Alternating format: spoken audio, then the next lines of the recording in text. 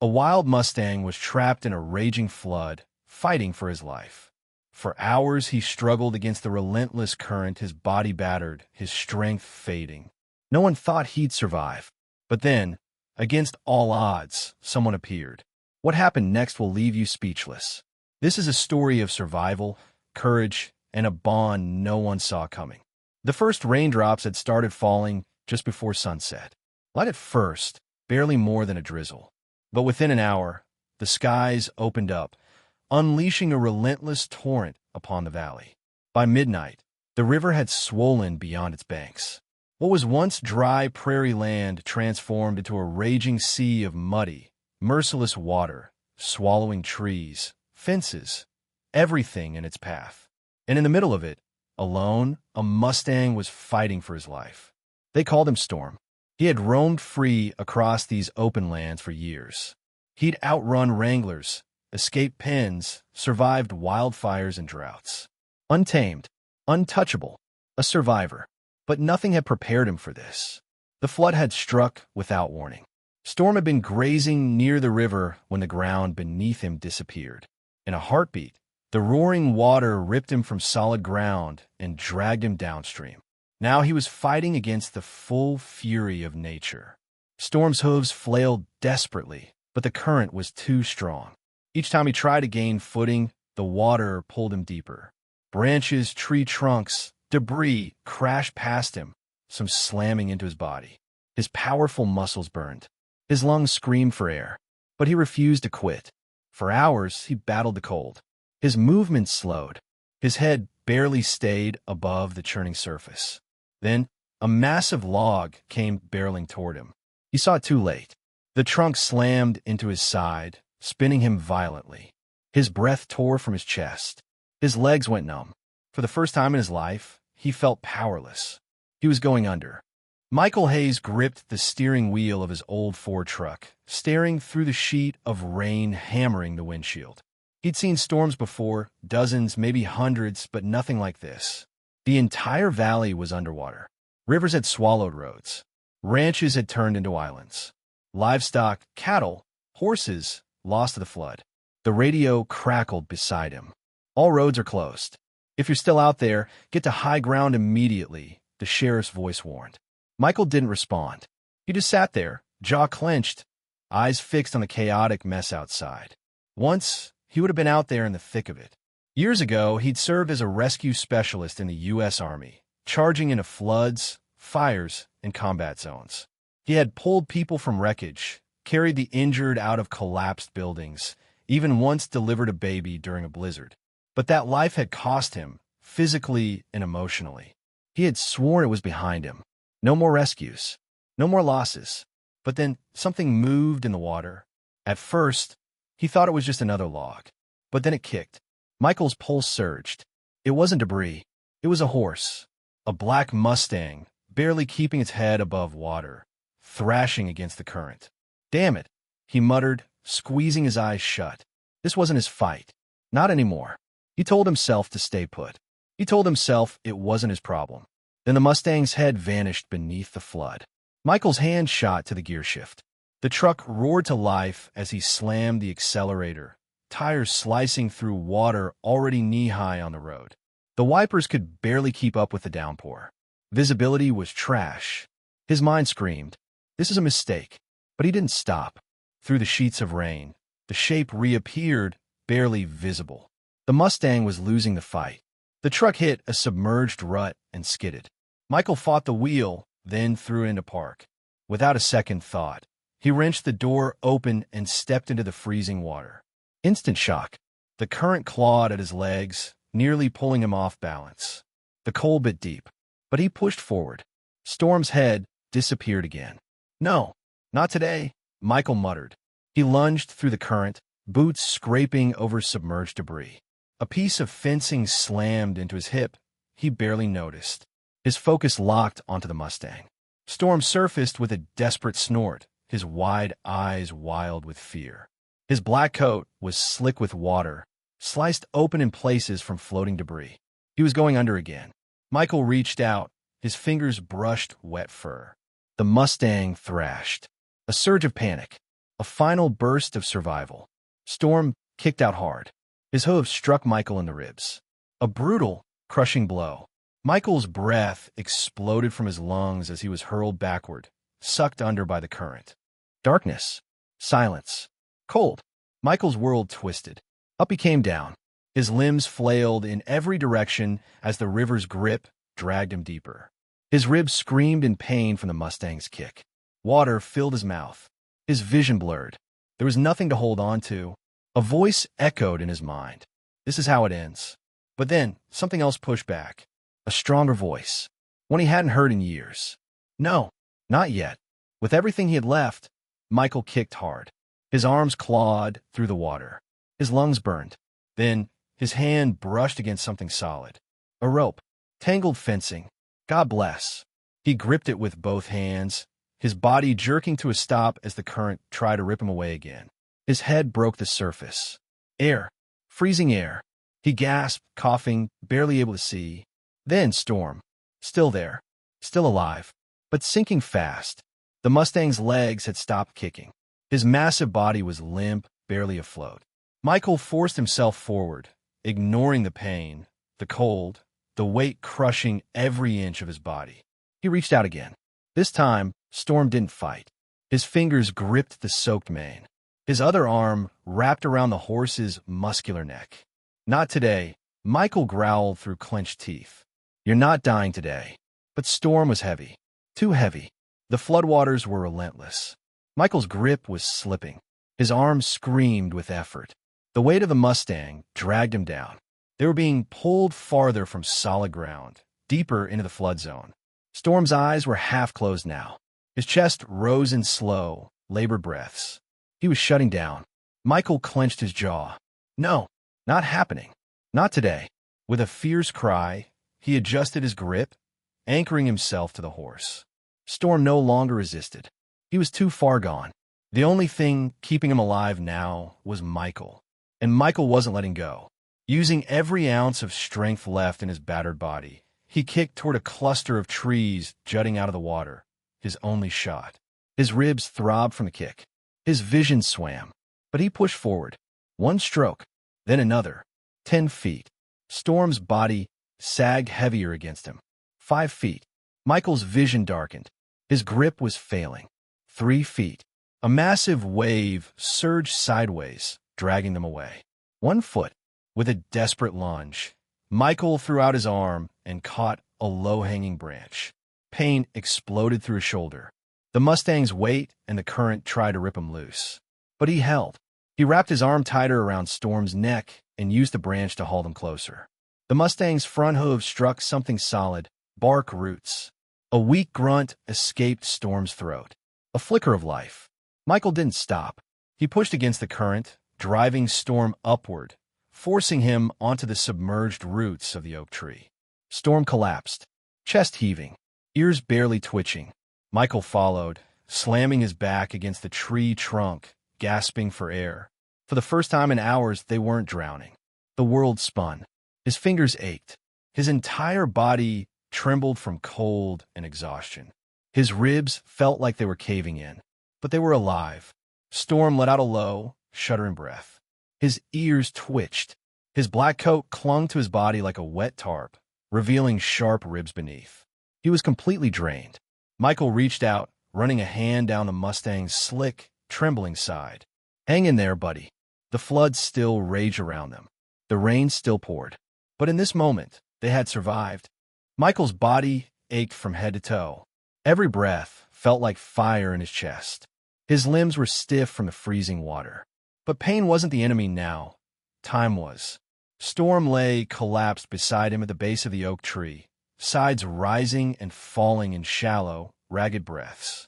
His soaked black coat clung to his gaunt frame, the shape of his ribs visible beneath the mud and water. He was running out of time. Michael ran a trembling hand across the Mustang's shoulder. "Come on, big guy," he muttered, his voice hoarse. "You're not dying here." Storm's ears flicked at the sound, but his body didn't move, too weak, too cold. Michael's eyes scanned the flooded landscape. Water stretched in every direction, swallowing everything, barns, fences, entire pastures. The road was gone. There was no path back, except in the distance, barely visible above the rising tide, was a small patch of land. A rise in a valley, maybe a quarter-mile away. Still dry for now. If they could reach it, they'd have a shot. But Storm couldn't swim that far. Michael clenched his jaw. He needed a plan. Fast. He turned his eyes to the oak. Its trunk was thick and solid, strong enough to survive the flood. Wrapped around its base, half submerged in the water, was a twisted length of barbed wire fencing. An idea hit him, crazy, desperate, but it was all he had. He reached for the fencing, ignoring the sting as sharp metal bit into his fingers.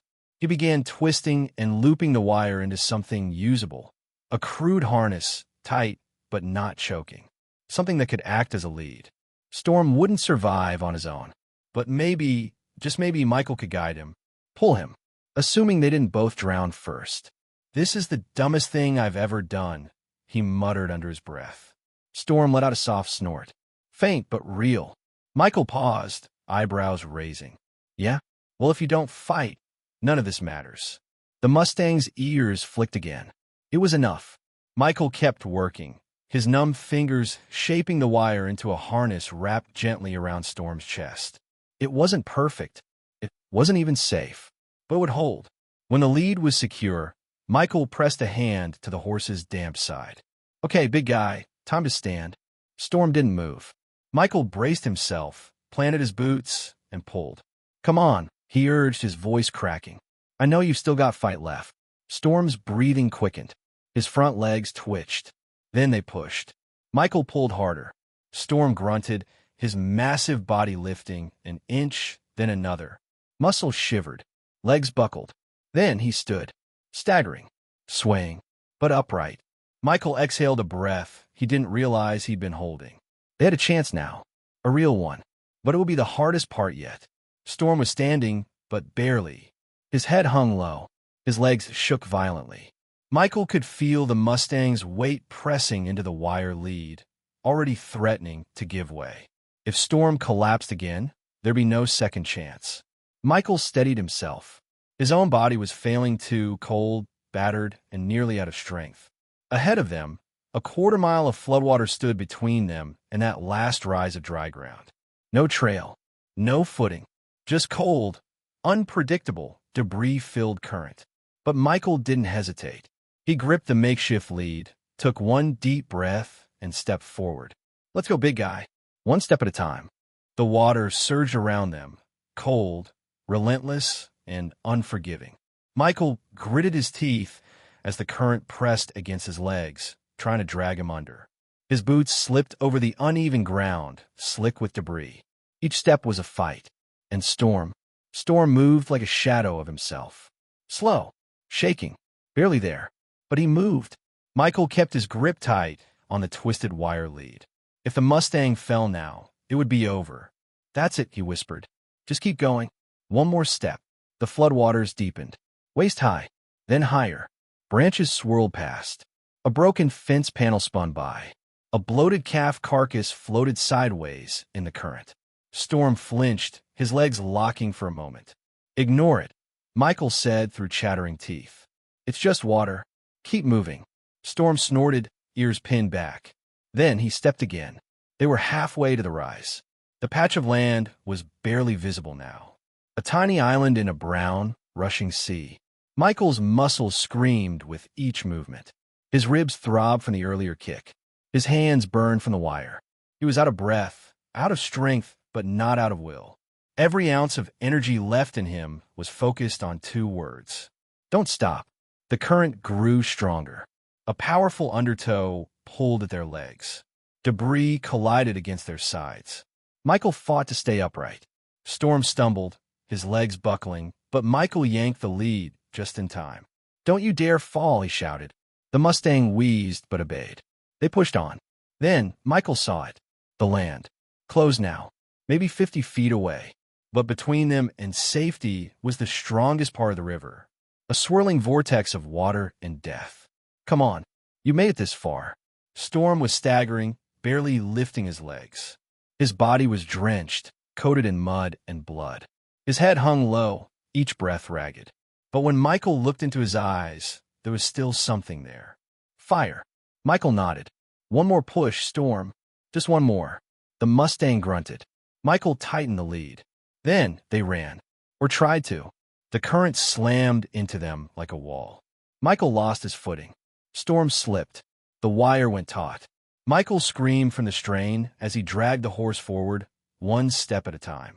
A massive tree trunk came surging toward them, big as a car. Move! Michael yanked Storm to the side. The log missed them by inches, smashing into the flood and sending a wave of frigid mud over their heads. Storm screamed, rearing up, wild with fear. He kicked violently, tearing the lead from Michael's hands. No! Storm lost his footing and fell backwards into the current. His body flipped. His head vanished beneath the water. Michael didn't think. He didn't hesitate. He dove. Darkness wrapped around him like a noose. The moment Michael hit the water, everything vanished. Sight, sound, air. The cold punched through his body like steel. The current grabbed him and spun him violently, dragging him under. His limbs twisted. Up was down. Down was nowhere. His ribs screamed. His lungs burned. His mind flashed one last warning. This is it. But Michael pushed that thought away. Not yet. He forced his eyes open. Murky shapes twisted in the water around him. Somewhere, Storm was sinking, alone, terrified, dying. Then there, a shadow, a flicker of movement, the shape of a horse, limp, drifting downward. Michael kicked. Hard. Every movement sent lightning through his chest, but he didn't stop. He reached out, fingers grasping blindly through the darkness. He touched something, slick, wet fur. Storm. Michael latched on, wrapping his arms around the Mustang's thick neck, his muscles shrieking with pain. Storm didn't move. His body was dead weight. No time. No hesitation. Michael kicked for the surface, dragging nearly 1,000 pounds of muscle and will behind him. His vision flickered. His head spun. His lungs begged to give in. Move. Move. Move. With one last, desperate surge, they broke through. Air. Freezing. Glorious. Michael gasped, dragging Storm's head above water. The Mustang didn't respond. No, no, no, Michael bunted. Don't you quit on me. He spotted the rise, just yards away now. The final stretch. He wrapped one arm around Storm's soaked mane. The other clung to what was left of the fencing lead. And he pulled. Each stroke was a war. The current fought him with everything it had. It pulled at his arms, sucked at his feet, tried to drag Storm under again. Michael didn't care. He was beyond pain, beyond thought. Only one thing mattered. Get him to land. His legs kicked through the water. His teeth clenched so hard he thought they might crack. And finally, he felt it. Solid ground beneath his feet. He staggered forward. One more pull, then another, and they were out. Michael collapsed onto the shore, dragging Storm with him. For a moment, there was only silence. Then Storm coughed. A choked, wet sound, but it was life. Michael laughed. A raw, broken, aching sound. You damn horse, he gasped. You better be worth this. Storm's eyes fluttered open. His chest rose with shallow breaths. A soft snort escaped his nostrils. They had made it. The rain had finally stopped. The sky above the valley hung heavy with gray clouds, bruised and broken, but no longer weeping. The floodwaters still raged behind them, curling around trees and sweeping across fields, but the worst had passed. And somehow, so had they. Michael lay flat on a muddy patch of land, his chest rising and falling in jagged, uneven breaths. Every inch of his body screamed. His arms felt like lead. His ribs ached with every breath. But none of that mattered. He was alive, and so was Storm. The Mustang lay beside him, his black coat soaked and crusted with mud. His sides rose and fell with labored effort. His ears twitched occasionally, and his eyes stayed fixed on the man beside him. They had survived hell together. Michael turned his head toward the Mustang. He had sworn to never get involved again, sworn to keep his heart locked up, his hands clean, his distance safe. But now he felt something shift, something break loose. This horse should have died, but he didn't, because Michael didn't let go. He swallowed hard, pushing himself upright, ignoring the pain in every joint. He reached out, slowly, placing a steadying hand on Storm's side. The Mustang didn't flinch. That was when Michael knew. Storm wasn't afraid of him anymore. And he wasn't afraid of caring. Slowly, Michael got to his feet. His legs trembled, but they held. Storm watched him. Michael sighed, voice gravelly. "Guess I can't leave you here, huh?" Storm let out a weak breath. His ears twitched. Michael ran a hand down his face. "You're making this really damn difficult." But even as he said it, he already knew the truth. Storm wasn't just a wild horse anymore. They belonged to each other now. With a deep breath, Michael bent down and grabbed the wire lead still tied around Storm's chest. "Come on, big guy," he said, voice firm but soft. One more time. Storm's muscles quivered as he shifted. His legs locked, then buckled. "You've got this," Michael whispered. "You're still standing." With a groan, Storm pushed up, wobbling, swaying, but he stood. Michael exhaled. "Not bad." Storm snorted weakly. Michael laughed under his breath. Yeah, you're tough. I get it." For a long moment, they just stood side by side. Man and horse, survivors of a storm that should have taken them both. Then Storm took one step forward. Just one. But it was enough. Michael felt it, not just in the ground, but in his soul. The wall he had built around his heart for years cracked. This wasn't a burden. It wasn't just another rescue. It was a second chance. He ran a hand through his wet hair, letting out a long, shaky breath. Then he looked down at the horse who had nearly died in his arms. "All right, Storm," he muttered with a tired smile. "Let's go home." The Mustang didn't resist.